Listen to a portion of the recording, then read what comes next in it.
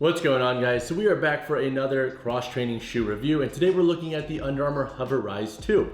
So 3 things I like about this model is number 1, it's great for training and day-to-day wear. So if you want to wear this to walk the dogs, to work, or do some casual training in, this is a great model for doing so. The second thing I like about the shoe is the booty design and how lightweight it is. This shoe feels super good in a lot of different activities, so it is very versatile on top of being great from a day-to-day wear standpoint. The third thing I like about this model is that it's pretty budget friendly. At $100 USD, this is definitely one of the more cost-efficient trainers out there. And again, if you are somebody who wants a trainer to wear on day-to-day, but also go to the gym in, this is a good model for the price. All right, so 2 potential cons I could see folks having with this model is number 1, it's definitely not gonna be the most stable option out there. With the heel to toe at 8 millimeters, it's a little bit higher than what you're normally getting with like a 4 millimeter cross trainer. Plus the HOVR tech, while it's awesome for functionality and getting a lot of responsiveness from the ground, it's definitely not the best when supporting heavier loads. Now you can train pretty heavy in this model, but it isn't gonna be the most stable on the market. The second con I could see folks having with this model is that when you get sweaty, it is pretty tough to get on and off. The booty design doesn't have a lot of stretch. Now they do have these 2 loops here, so again, this is more of like a vanity problem. It's not the biggest deal, but it's definitely not the easiest shoe to get on and off, especially if you're rocking low or like ankle socks and you've been sweating a lot. All right, so when it comes to sizing and fit, I would recommend going true to size. There's enough room up here in the toe, and the toe box is decently wide, not super wide, but decent enough to where you can splay the toes pretty well. So if you're on the market for this shoe, true to size I think is gonna be the safe bet. As always, guys, subscribe to the channel. It helps me pay my assistant here, and it helps motivate me to keep making videos. Do you like these shoes? What do you think? All right, so as mentioned earlier, the price for this model is $100 USD. Now, do I think that's fair for this trainer? Personally, yes, just because it is very versatile and you can rock it on a day-to-day. Plus, it looks pretty dang cool. Like, it's not a trainer that I don't think is so aesthetically unpleasing that you wouldn't wear on day-to-day. So I think $100 is pretty fair for this model, especially if you plan to do casual training and wear it on the day-to-day basis. All right, so now let's chat on performance of this model. So we'll break it into 3 different sections. We'll talk about lifting, we'll talk about like plyo and agility work, and then we'll talk about running and day-to-day wear. Now, from a lifting point of view, how does this shoe stack up? Personally, I think it's a great model for your recreational training days. So if you're doing dumbbell work, lighter barbell work, or just going to the gym, this is gonna be a fine model to do so with. Now, would I wear this shoe to max out in and do heavier barbell work in? Not necessarily. I would opt for different models over this one, just for stability purposes. But overall, the HOVR midsole, despite it having a little bit more material down here, isn't incredibly compressible, so it's gonna take a lot of load to really compress it and feel unstable. So I think for most folks, lifting in this shoe will be just fine. All right, so now when it comes to plyometrics and agility work, I'm a fan of this shoe.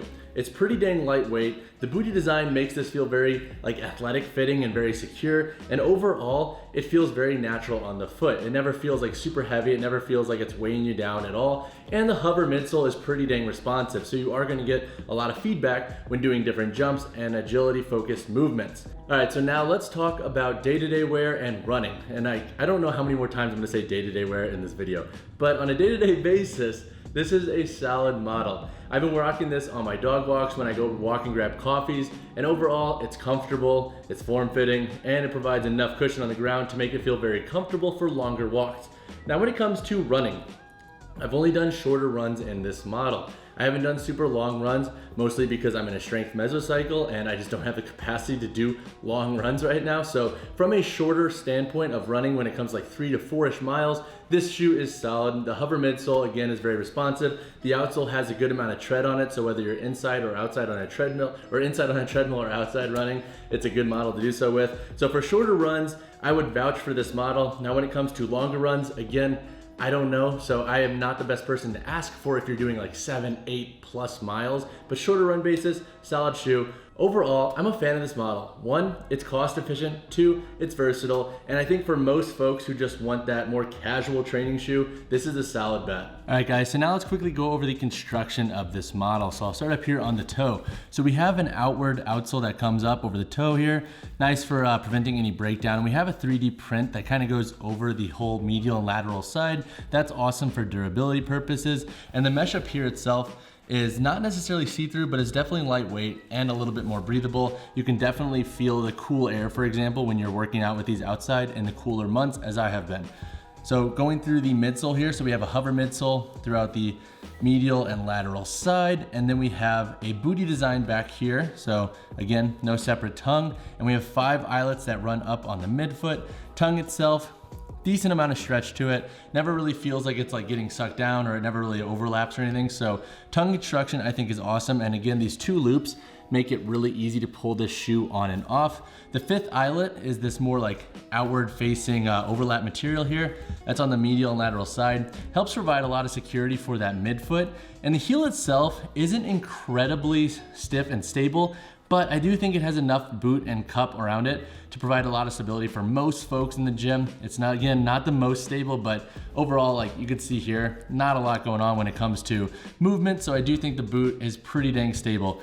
The outsole construction itself, we have a little hover tech here in the middle, and then we have a pretty standard outsole. We have some meta splits up here, it looks like, so a little bit of reactivity up there. These shoes feel like they break in really fast. Like after 1 or 2 workouts, honestly, they feel really good. But overall, I think that's really the gist of this shoe. It's not super complex when it comes to construction. And I think that's one of the best things about this model. And again, I know I mentioned this earlier, but the heel to toe offset is 8 millimeters. So overall, I think that's everything in a nutshell, guys. If you have any other questions, obviously drop them in the comments below.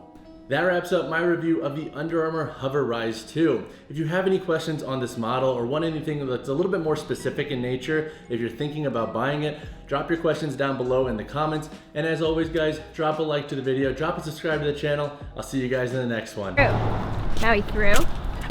Good boy.